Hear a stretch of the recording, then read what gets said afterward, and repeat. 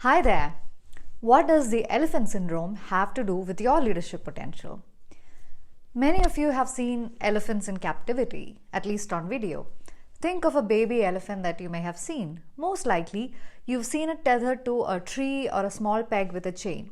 In the early stages of its life, the elephant thinks that breaking free of these conditions is difficult. The elephant soon learns that escape is impossible.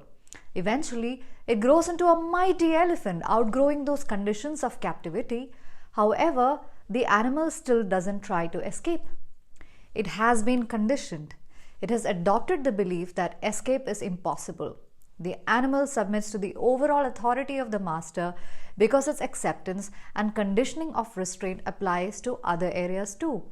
This is because of the conditioning that the animal experienced early on in its life. This is called learned helplessness or conditioned helplessness. There is a deeply held belief that keeps the elephant from knowing its might, its strength. Why would that apply to us and to our leadership potential? Often I hear my clients, leaders in organizations, share with me their challenges. I understand and empathize with them when they say that they lack particular skills, for example, managing people, balancing accountability and empathy, or the skill to think big, or the skill to manage senior stakeholders, for instance.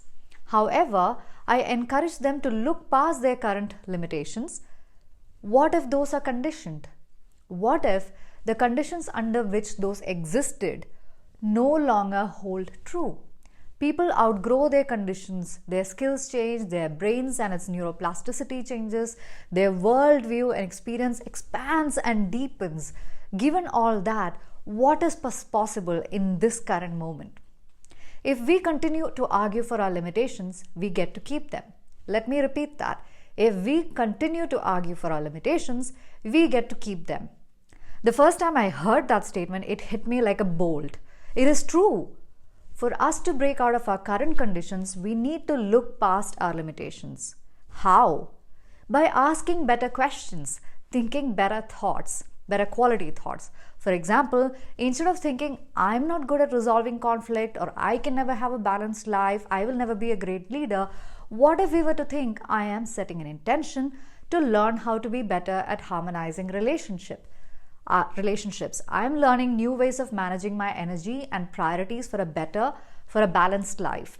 How does that sound? How does that feel? It opens up enormous possibilities, doesn't it? Ask better questions, think better quality thoughts. Most of our challenges will melt away when we adopt that higher perspective. Your potential, your possibility of touching your deepest potential is within your control.